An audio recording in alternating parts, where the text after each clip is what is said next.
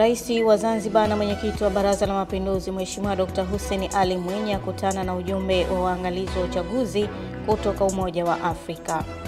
Na katika michezo, Yanga yafuzu hatua ya makundi ya mashindano ya klabu bingwa Afrika baada ya kuiondoa Silver Strikers FC ya Malawi katika mechi za mtoano.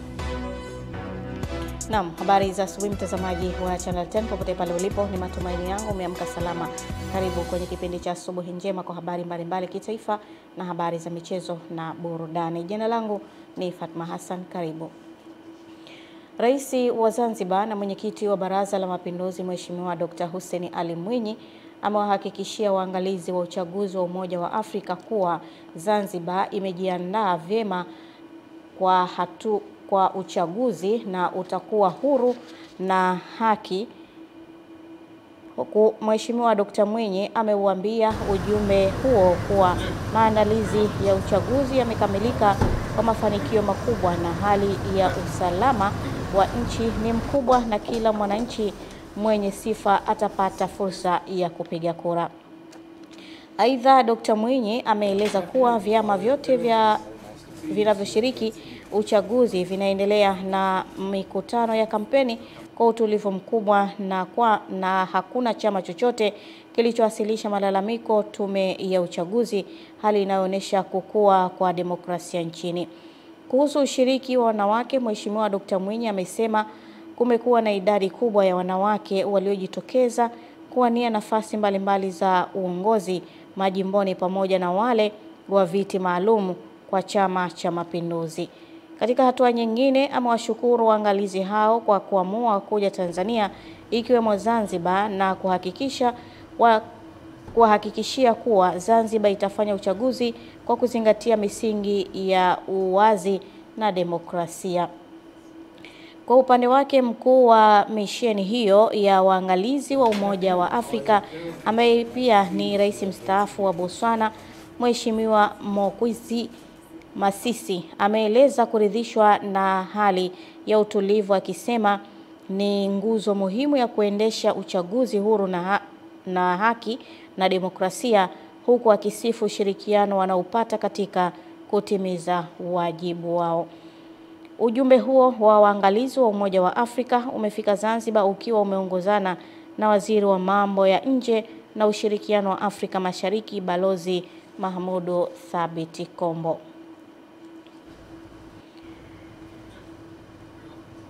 Watendaji wakuu na wahariri waandamizi wa vyombo vya habari kitaifa wametoa azimio lao kuhusu umuhimu wa kutunza amani katika kipindi hiki cha kuelekea uchaguzi mkuu unaotarajiwa kufanyika Oktoba 29 mwaka huu. Taarifa ifuatayo inafafanua zaidi. Yarudisha kuwa sawa. Utumwa kukana nilipozaliwa asipo tayari. Najivunia kuwa Mtanzania kwa yoyote hali. Taifa langu nijenge Tanzania. Mwe tuombe Tanzania. Kama kuzalwa nimezalwa shambani la kuoa nitaoa Zanzibar. Amani yangu nalinda kwa silakale daraja mbili wala Somali.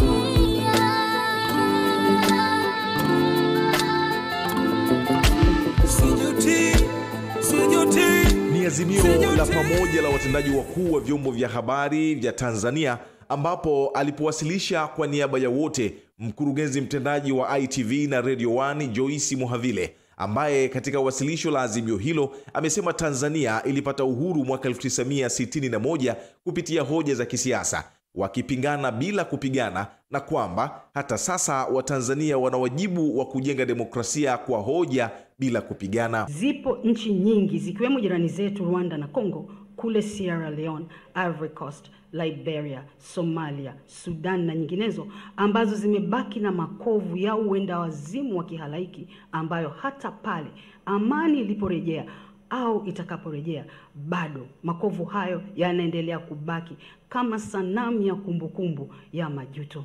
Hivyo basi wa Tanzania, kwa umoja wetu, tukatae kuhudhuria karamu ya uchochezi wenye lengo la kutushawishi kulewa uenda wazimu wa kihalaiki ambao unaweza kulisambaratisha taifa letu kama ilivyotokea kwa mataifa mengine. Mhavile pia amesema kwa umoja wao wamekubaliana kuvitumia vyombo vyao na kalamu za waandishi wa habari kutoka vyombo hivyo kuendeleza desturi ya kuhamasisha na kuimarisha amani na demokrasia. Demokrasia yetu bado ni changa. Demokrasia sio kama mtoto wa nyumbu anayezaliwa sasa na hapo hapo akaanza kukimbia kwa kasi kama wazazi wake. Demokrasia ni mchakato endelevu unaopaswa kujengwa kila siku kwa kuhakikisha kila hatua inalindwa na wadau wote. Utiaji saini makubaliano rasmi na mpango wa utekelezaji wa azimio hilo baina ya watendaji wakuu wa vyombo vya habari umefanyika jijini Dar es Salaam. Mimi ni Juma Abdurrahmani na hii ni Channel 10.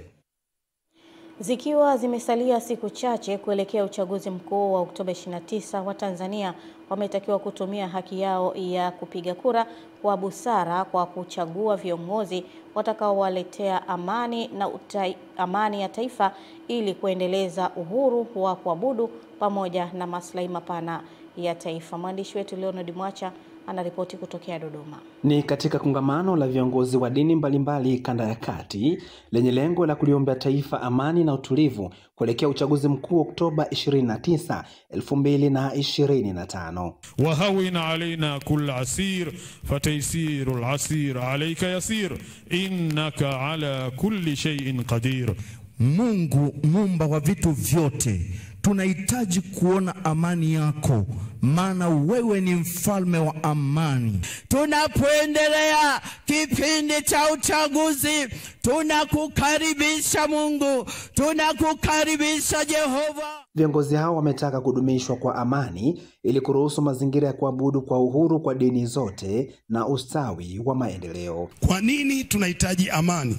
Tunahitaji amani ya nchi ili tuweze kuishi maisha ya utulivu na ibada. Kwa amani ya nchi hutupa mazingira ya kuabudu bila woga. Amani ya nchi inatupa mazingira ya kuendelea kueneza dini zetu na kuendelea kuishi maisha ya uchaji wa Mwenyezi Mungu.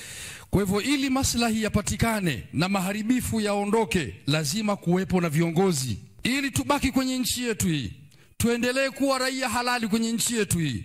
Tuchague viongozi ambao wataendelea kulinda amani yetu hii. Katika hatua nyingine, mwenyekiti wa jukwaa la dini mbalimbali kanda ya kati ambaye pia ni shehe wa mkoa wa Dodoma, Sheikh Mustafa Rajabu, akahimiza kutokuwapa nafasi wasiotakia taifa mema.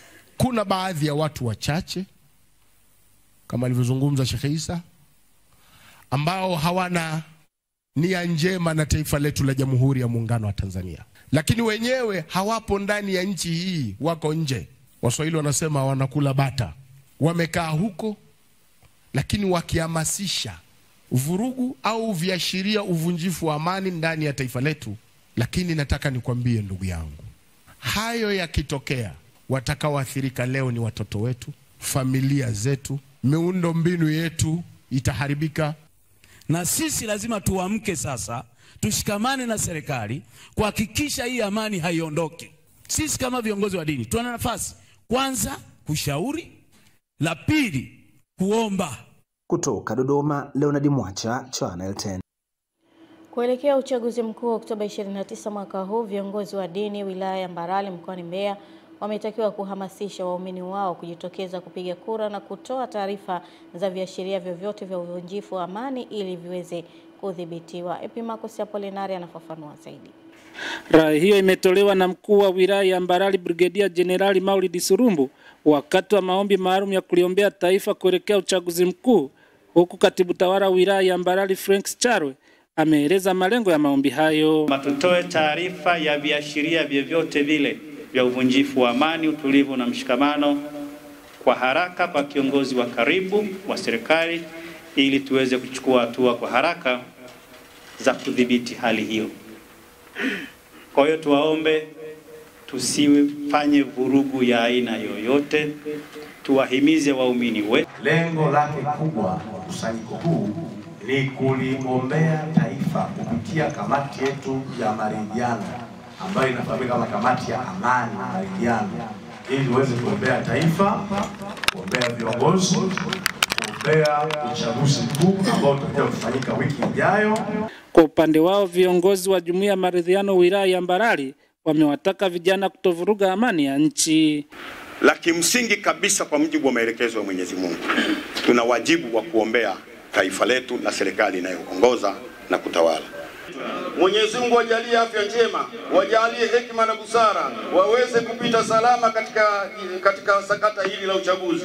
Mwenyezi Mungu wapitishe, wasimamie, waongoze na wafanyie, waweze kuyafanya mambo haya kwa uangalifu na uadilifu, ili tuweze kupita salama katika jambo hili. Mwenyezi Mungu jalia taifa letu hili. Nawaambia nyinyi wenzangu, sisi tumezoea kula mkate, chapati, mayai kwa raha. Msituvurugie amani sisi.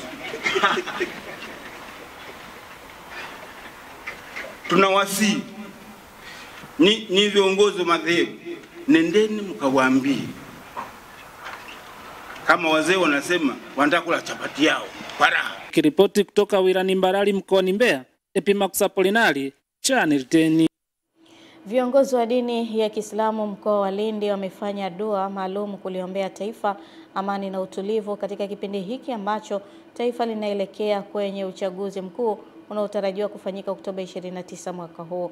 Ahmad Nandonde ametuandalia taarifa ifuatayo. Mkuu wa mkoa wa Lindi Mohamed Mshangani amesema dua hii inafanyika wakati sahihi ambapo waumini wa dini ya Kiislamu wakikumbushwa umuhimu wa kulinda amani ambayo ni tunu ya taifa. Tulichokuja kufanya hapa ni dua, na dua Mtume akatufundisha watu wasiombeombe tu ovyo, wakati ambao nyoyo zenu tunahakikisha kwamba maombi yenu Mungu atayajibu, kwa sababu asinzini wala halali. Jambo tulifanya ni la heri. Mwenyezi Mungu tunamuomba atutengenezee nchi yetu. Baadhi ya waumini wa Kiislamu walioshiriki katika dua hiyo wanaeleza umuhimu wa kulinda na kuhubiri amani na manufaa yake kwa maendeleo ya taifa. Amani ndio uwekezaji mkubwa na ndio uwekezaji bora wa kimaendeleo. Watu ukiwekeza kinyume chake, basi umewekeza mmomonyoko wa maendeleo. Nchi yetu kwa sasa ni taifa ambalo linapiga hatua kubwa kwa maendeleo ambayo yanaonekanwa yakifanywa. Jambo la amani ni jambo ambalo ni muhimu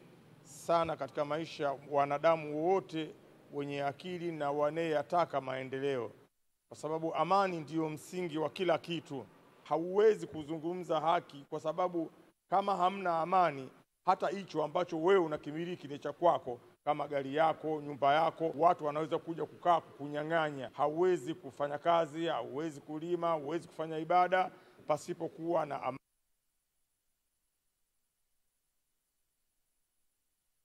Baadhi ya vijana mkoani Kigoma wametoa wito kwa vijana wenzao kutoshiriki katika vitendo vya uvunjifu wa amani siku ya zoezi la upigaji kura Oktoba 29 mwaka huu kwenye uchaguzi mkuu. Taarifa zaidi na Mwajabu Hoza. Kauli hiyo imetolewa mara baada ya kufanyika kwa matembezi ya amani kuhamasisha jamii kushiriki uchaguzi mkuu pamoja na kutekeleza shughuli za usafi wa mazingira. Wamesema kushiriki uchaguzi kwa amani na kuchagua viongozi ndio chachu ya maendeleo ya 2025-2030. Unapokwenda kufanya vurugu, unaweza kupelekea baadhi ya watu kupata madhara. Wewe mwenyewe unaweza ukaumia au ukafanya ukapata madhara kama vile kifo, unaweza kupata injury mbalimbali. Kwa hiyo tusithubutu kwenda kufanya vurugu siku ya 29. Wito ukatolewa kwa vijana kujitokeza kwa wingi kushiriki uchaguzi hiyo Oktoba 29 mwaka huu. Niwaombe wananchi wa Kigoma tujitokeze kwa wingi tukapige kura, kwa sababu ndio chachu ya maendeleo ndani ya mkoa wetu. Kura yako ndio maendeleo yako. Usipopiga kura unajinyima haki yako ya msingi. Usipopiga kura utajinyima maendeleo mwenyewe. Kwa vijana na imani mwezi huu ambao ni tarehe 29 siku ya Jumatano, na waomba na najua bila kuwaomba watajitokeza kwa wingi katika kupiga kura. Katika hatua nyingine, jamii imehimizwa kuzingatia usafi ili kuondokana na magonjwa, huku suala la mazoezi likitiliwa mkazo. Kwamba wananchi kwanza washiriki usafi, wakishiriki usafi vizuri, maana yake ni kwamba si swala tu la usafi wa taka, lakini pia wahakikishe kwamba wanajenga na kutumia vyoo bora, wananawa mikono ili waondokane na magonjwa mengi ambayo ni ya kuambukiza, ambayo kimsingi mengi yanasababishwa tu na watu kutozingatia kanuni za afya na usafi wa mazingira. Lakini pia na mazoezi yasiwe Jumamosi tu. Mazoezi kila siku ni vizuri, ukafanya mazoezi unapata nafasi. Mwajabu Hoza, Channel 10, Kigoma.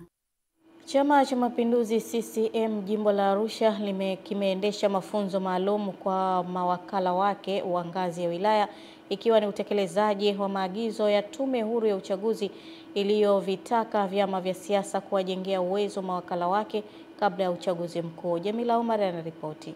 Katibu wa CCM wilaya ya Arusha, Timothy Sanga, amesema mafunzo hayo yamelenga kuimarisha uelewa wa mawakala katika kutekeleza majukumu yao kwa uadilifu, uwajibikaji na ushirikiano na wasimamizi wa vituo vya kupigia kura. Amesema chama hicho kimechukua hatua hiyo kuhakikisha mawakala wake wanatambua wajibu wao wa kulinda maslahi ya chama kwa kuzingatia sheria, kanuni na taratibu za uchaguzi. Tumesisitizana sana pia katika maeneo mbalimbali, hususan tunajua kipindi kama hiki wengine wanaweza kujitokeza pembeni kwa rubuni, kwa lagai, kwa viela vya hapa na pale. Tumesisitiza sana uzalendo ukawe ni wa kwanza, lakini utulivu na wa nchi yetu na amani na umoja wetu. Lakini tumekwenda mbali pia katika masuala ya usalama wa maeneo watakapokuwa na kusisitizana kuhakikisha wanashiriki, pia familia zao zinashiriki katika uchaguzi. Hapo kuna mtu amepoteza kitambulisho chake, anaruhusiwa kwenda na kitambulisho cha NIDA na leseni ya udereva ili aende akapige kura zake za mafiga mangapi. Baadhi ya washiriki wa mafunzo hayo wamesema elimu walioipata itawasaidia kusimamia kwa umakini mchakato wa upigaji na kuhesabu kura, huku wakiahidi kuwa walinzi wa kura za CCM katika vituo vyao. Jifunza sana labda ule wakala kwa makini, yani uwe ukamanda hata ukiwa ndani kwa ndani. Kama wanawake sasa sisi siku hiyo tuvae hata suruali basi, ikibidi. Haitakiwi ulegelege. Hakika tumefundishwa mambo mengi kwa ajili ya kuhakikisha tunakipambania chama chetu na kupata ushindi wa asilimia kubwa. Ya kuhudumia kuanzia vijana, wazee, walemavu ambao ndo wanatakiwa kupewa kipaumbele zaidi kwenye siku ya uchaguzi tarehe 29. Jamila Omar, Channel 10, Arusha. Mgombea ubunge wa jimbo la Tunduru Kusini kupitia Chama cha Mapinduzi CCM Mhandisi Fadhili Chilombe ameahidi kutatua changamoto zinazokwamisha shughuli za kiuchumi na maendeleo ya jamii ikiwemo elimu. Taarifa ya Jimmy Mengele kutoka Ruvuma inafafanua zaidi. Mhandisi Fadhili Chilombe ni mgombea ubunge wa jimbo la Tunduru Kusini kwa mara ya kwanza kwa kipindi cha mwaka 2025 mpaka 2030 kupitia CCM, ambapo anaendelea na mikutano ya kampeni katika jimbo la Tunduru Kusini na kukutana na kero ya shule ya msingi Makoteni, ambapo wanafunzi wa shule hiyo wanajisaidia polini kutokana na kukosa vyoo na baadhi ya miradi ya vyoo bado haijakamilika. Na tunaumia kwenye sekta ya elimu ndani ya kijiji chetu. Tumekosa madarasa, tumekosa vyoo na tumekosa madawati. Na ushahidi mwezi wa 4 wa 5 tumeuguza, ndugu yetu ameuguza mtoto ambaye alipata ajali ya kukata vidole kukiwa na darasa. Leo hivi imefikia stage ukienda pale shuleni unapata samadi ya kinyesi cha binadamu kinachofikia hadi roba 5 shule ya msingi Makoteni. Lakini pia kuna madarasa ambayo yamewekewa nyenzo za miti.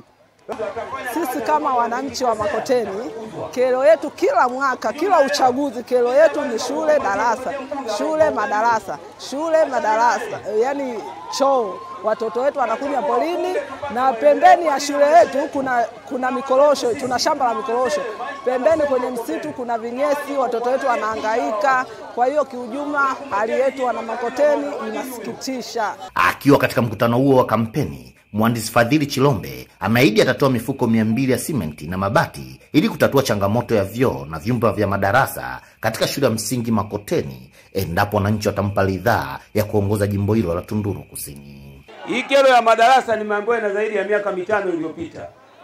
Ina maana 2020 tulikuja kusimama hapa kuomba kura na watu wa Makoteni wakatoa zote, bado madarasa hayakujengwa. Si ndio? Sasa Nataka nikuambie Mheshimiwa Diwani, niwaambie wananchi wa Makoteni habari za vyoo na madarasa, mwisho mwezi wa 4 mwakani viwe vimekamilika. Mnanielewa? Msishangilie bila kujua naenda wapi. CCM oye! Mimi kama mbunge nawaletea mifuko 200 ya simenti, nyinyi kazi yenu kufyatua, nitawaletea na bati kwa ajili ya hayo madarasa. Wakati huo utaratibu wa kujenga vyoo mimi na diwani natoka tumalize mwezi wa 4, hizo kero ziishe, tuangalie mambo mengine. Nikiripoti kutoka mkoani Ruvuma ni Jimmy Mengere wa Channel 10. Wizara ya Elimu, Sayansi na Teknolojia imeahidi kuendelea kufanya maboresho katika sekta ya elimu nchini ili kuhakikisha mfumo wa elimu unaendana na mahitaji ya mtaala mpya na matakwa ya dunia ya sasa. Kutoka Dodoma, mwandishi wetu Roda Simba ana taarifa zaidi. Ahadi hiyo imetolewa jijini Dodoma na Katibu Mkuu wa Wizara ya Elimu, Sayansi na Teknolojia, Profesa Caroline Nombo, wakati akizungumza kwenye kikao kilichowakutanisha wadau wa sekta ya elimu, na kusema kwamba baadhi ya maboresho yanayotakiwa ni pamoja na kuongeza idadi ya walimu wa masomo ya biashara na sayansi. Tunahitaji kumataifisha elimu yetu, sio tu ngazi ya elimu ya juu, pia ngazi ya kati na hata kama ikiwezekana katika elimu ya msingi. Tutahitaji kuimarisha matumizi ya tehama. Tumeshaanza na kwa kweli tumepiga hatua kubwa. Tutahitaji kuongeza matumizi ya tehama katika kufundisha na kujifunzia. Vile vile tutahitaji kuimarisha mifumo na miundo ya elimu bila ukomo. Ni swala ambalo ni la kidunia, kwa hiyo ni muhimu kama wadau, tumeiona kama ni changamoto, lakini tujiwekee mikakati mbalimbali ya kuimarisha eneo hilo. Awali, Naibu Katibu Mkuu Ofisi ya Rais, Tawala za Mikoa na Serikali za Mitaa TAMISEMI, Bwana Atupele Mwambene, akaeleza nini kifanyike kwenye eneo la elimu ya awali. Wa kwanza ni elimu ya awali na makuzi ya awali ya mtoto. Imeonekana wazi kwamba bado tuna fursa ya kuweza kuimarisha eneo hilo, hasa katika kuongeza fursa za upatikanaji wake. Lakini kwa upande wa elimu ya sekondari vile vile imeonekana bado tuna fursa, na vijana wetu wameonyesha kwamba kuna kila sababu ya msingi ya kwao ili waweze kuelewa wanahitaji kupatiwa elimu ya vitendo. Kwa upande wake, mwenyekiti wa bodi ya mtandao wa elimu Tanzania TENMET, Bwana Simon Nanyaro, akaiomba serikali kutenga bajeti kwa ajili ya elimu jumuishi, huku mwakilishi wa wadau wa maendeleo Dr. John Lusingu akaipongeza serikali kwa namna inavyoshirikiana na wadau wa elimu. Kama TENMET tunaendelea kusisitiza serikali kuona umuhimu wa kutenga angalau 20% ya bajeti ya taifa kwa ajili ya sekta ya elimu ili kuboresha matokeo ya ujifunzaji. Kwa niaba ya wadau wa maendeleo, sisi tutaendelea kutumia jukwaa hili ambalo linatupa fursa ya kujadiliana, kubadilishana mawazo, lakini hata kushauriana ili kuweza kudumisha hayo yaliyopatikana. Kutoka Dodoma, Roda Simba, Channel 10. Mkuu wa kikosi cha 95 KJ Kanali Benjamin Kisinda amewataka vijana kutunza amani, kuwa na nidhamu, usikivu na utulivu, kutunza afya zao na kujiendeleza kielimu na kiufundi ili kuisaidia nchi kutekeleza miradi mikubwa ya kimkakati kupitia ufundi na ujuzi wanaopata shuleni. Nelson Munema anaripoti. Akizungumza kwenye mahafali ya 30 ya shule ya sekondari Makongo na 28 ufundi stadi shuleni hapo, Kanali Kisinda amewataka elimu walioipata pamoja na ufundi stadi wakaitumia vizuri ili familia zao ziende kuvuna matunda. Endeleeni kuwa watulivu, kujiandaa kifikra, kutunza afya zenu na kusoma kwa bidii.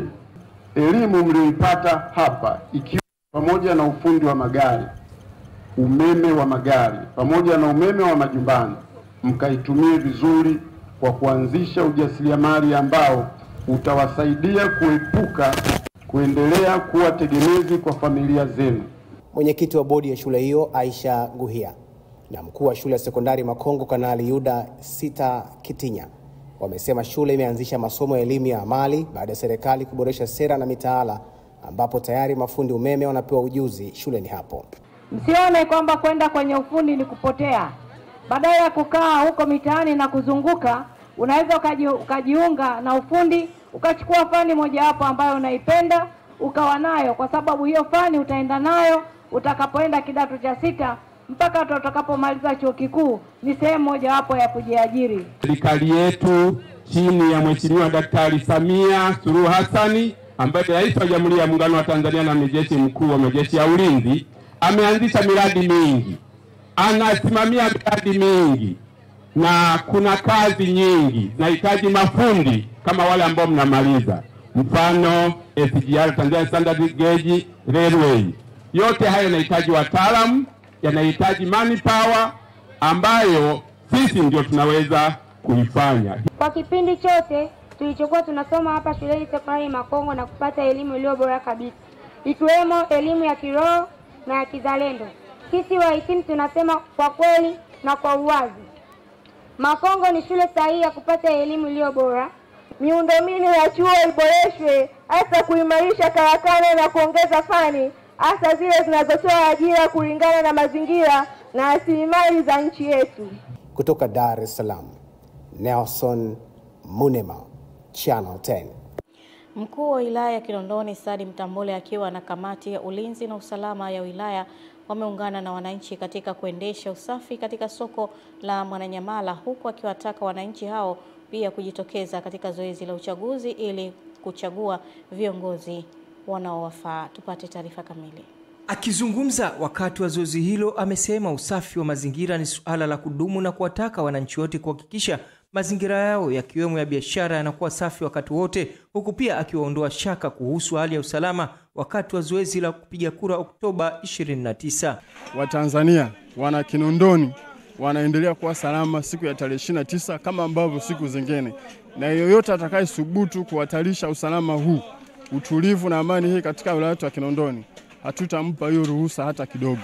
Kwa hiyo tuendeni tukashiriki kwenye uchaguzi huu kwa amani na utulivu, tuchague viongozi walio bora watakao tuendelea kutuimarishia maendeleo, uchumi, ajira, afya na elimu ya sisi wote wa Tanzania. Baadhi ya wananchi walioshiriki zoezi hilo pamoja na kufanya usafi wamesema zoezi la kwenda kuchagua viongozi ni muhimu na ni suala la kikatiba, na kuhimiza wananchi kujitokeza katika zoezi hilo. Adi ni mkazi wa hapa Mwananyamala.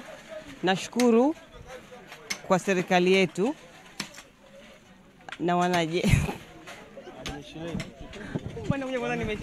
Hili swala la usafi mimi nimeliona ni jambo zuri sana, kwa sababu jambo la kwanza mitaro yetu ilikuwa maji ya piti.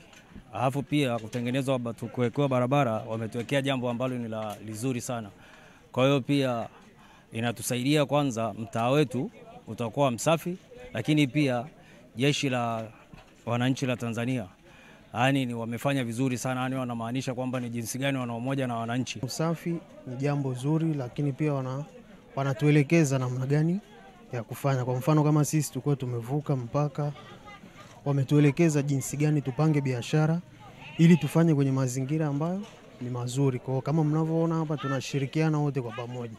Anapokuja mtu yoyote akisemeshwa hawezi kupinga, tunaingia kwenye kazi kwa pamoja tu kama Watanzania kwa upendo na amani. Kwa zoezi ni zuri na linaendelea kama mnavyoona. Hamisi Suleiman, Channel 10, Dar es Salaam.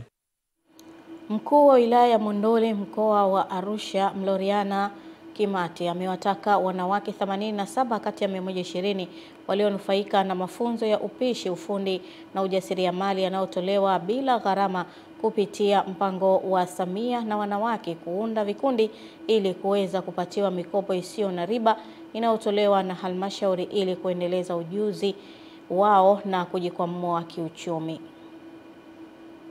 Wito huo umetolewa wakati wa kitunuku vyeti wanawake waliohitimu mafunzo hayo, ambapo wamesema serikali inaendelea kutoa fursa kwa wanawake waliopo katika mazingira hatarishi ili kuwawezesha kujitegemea kiuchumi.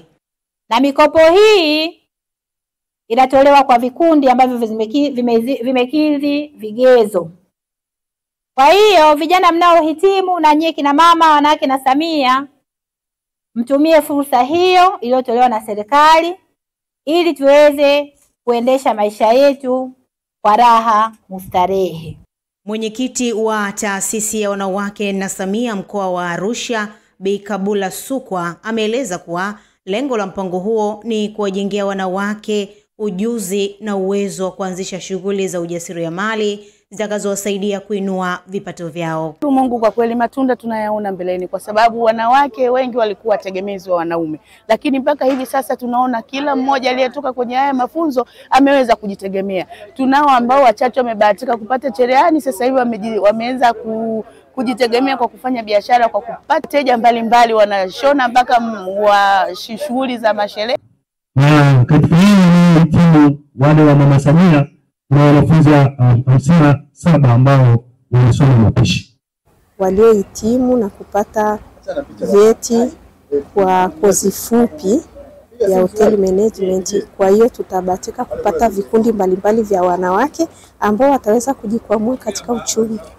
Katika hatua nyingine, taasisi ya Samia na wanawake imezindua ofisi yake ya wilaya ya Monduli ili kuwa karibu na wanawake na kuwajengea uwezo wa kutambua haki zao na wajibu katika jamii. Mimi ni Witness Ngalawa na hii ni Channel 10. Wilaya ya Kibiti mkoa wa Pwani ni miongoni mwa wilaya zilizoweza kupatiwa fedha zaidi ya shilingi bilioni 10 kupitia wakala wa barabara za mijini na vijijini TARURA kwa ajili ya kutengeneza miundombinu ya barabara kwa kiwango cha lami na kiwango cha udongo pamoja na vivuko. Taarifa ya Marieta Msembele kutoka Kibiti mkoani Pwani inafafanua zaidi. Akizungumza meneja wakala wa barabara mijini na vijijini TARURA wilaya ya Kibiti mkoani Pwani, Mhandisi Fredrick Isagula, amesema kukamilika kwa miundombinu ya barabara na vivuko kutasaidia kuboresha shughuli za usafirishaji wa mazao ya kibiashara pamoja na kukua kiuchumi, kwa sababu wananchi watasafirisha bidhaa zao bila kikwazo chochote. Ujenzi wa mradi huu umesaidia watu kuvuka kwa salama salimini, ambao mradi huu umegharimu jumla shilingi milioni 258,689,200. Mradi huu umekamilika 100% na sasa unatumiwa na wananchi pamoja na magari. Kwa hiyo wanaweza kusafirisha bidhaa zao za kilimo, mazao ya kutoka baharini, lakini pia na wanafunzi pamoja na wananchi. Kwa upande wa baadhi ya wananchi wa kijiji cha Usimbe, wameishukuru serikali kwa kuondolea hadha hiyo ambayo walikuwa wanakabiliana nayo kwa muda mrefu, na hapa wanasema tunashukuru kwa nini, kwa rais wetu Mama Samia. Tumepata daraja, tunashukuru. Tulikuwa tunapata tabu sana, wajawazito, watoto kwenda shule, wasafiri wanapita hapa, tulikuwa tunapata tabu. Kwa hiyo tunashukuru kwa hiyo. Kwa kutengeneza daraja hili serikali imetusaidia kwa asilimia kubwa sana. Maana ndo changamoto kubwa sana ilikuwa tunatukuta kwa kanda hiyo. Tulikuwa tunapata adha kubwa, maana ilikuwa tunatumia mitumbu kuvuka. Kwa hiyo maana mpaka mtumbu uwepo ndo unavuka juu ya mtumbu, kama hakuna inabidi uvue nguo ndio uvuke. Barabara ambazo zinajengwa katika wilaya ya Kibiti zitakuwa na taa za barabarani pamoja na mitaro ya kupitisha maji ili kuepukana na uharibifu wa barabara hizo. Nikiripoti kutoka hapa wilayani Kibiti mkoani Pwani, ni Marieta Msembele wa Channel 10. Wakazi wa kijiji cha Makundusi wilayani Serengeti mkoani Mara kwa kushirikiana na Grumeti Fund wameanzisha kampeni ya kutokomeza taka plastiki katika maeneo ya jamii na yanayozunguka katika mapori ya akiba. Musa Makale anaripoti kutoka Mara. Nyakati zote serikali kupitia ofisi ya makamu wa rais muungano na mazingira wamekuwa wakisisitiza juu ya usafi wa mazingira, na serikali iliweka mkakati wa usafi wa kila mwisho wa mwezi. Jambo hili hapa Makundusi kwao takataka ni kama sumu.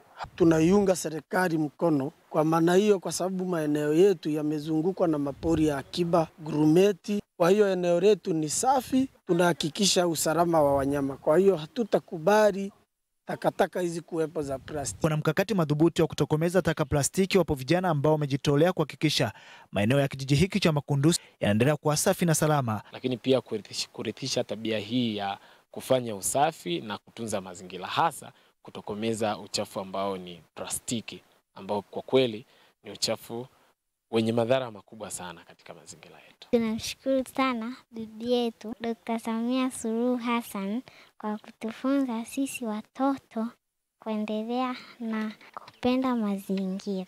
Shirika la Grumeti Fund wao wanaunga mkono kikundi cha Makundusi Entertainment Films kuhakikisha wanafanya usafi katika eneo la kijiji hiki, ikiwemo kuokota taka plastiki. Sisi ni wahifadhi, zina athari kwenye mambo ya wanyamapori, zina athari kwenye mifugo yetu wanapokula hizo taka plastiki, lakini pia zina athari kwetu sisi. Kwa niombe tu kwamba sisi kama wana Makundusi tupende kuwa na taratibu ama kuwa na desturi ya kuokota taka plastiki popote unapoikuta. Zoezi hili likiwa endelevu litasaidia sana wa vijana na watu wanaozunguka katika mapori ya akiba kuwa na utamaduni wa kutunza mazingira. Sambamba na zoezi ambalo limefanyika la kufanya usafi katika kijiji hiki, lakini pia umeendesha zoezi la kupanda miti ya kivuli na matunda katika eneo la zahanati ya Makundusi hapa wilayani Serengeti mkoani Mara. Musa Makali, Channel 10, Mara. Asante Musa Makali kwa taarifa hiyo, na tuangazie kwa upande wa michezo na burudani ambapo klabu ya soka ya Yanga imefuzu hatua ya makundi ya ligi ya mabingwa Afrika kwa msimu wa 3 mfululizo baada ya kupata ushindi wa mabao 2-0 dhidi ya Silver Striker ya Malawi. Ushindi huo umeiwezesha Yanga kusonga mbele kwa jumla ya mabao 2-1. Mabao ya Yanga yalifungwa na Dickson Job katika dakika ya 6 kabla ya Pacome Zuzwa kuongeza bao la pili dakika 34 lililohakikishia ushindi. Wawakilishi wengine wa Tanzania Singida Black Stars wapo katika uwanja wa Chamanzi wakipepetana na Flambeau do Center kutoka Burundi katika michezo ya kombe la shirikisho barani Afrika, na matokeo yatapatikana muda utakapokuwa tayari. Naam, mwisho wa habari kwa asubuhi hii kwenye kipindi hiki cha Asubuhi Njema. Mimi ni Fatma Hassan, naendelea kuitazama Channel 10.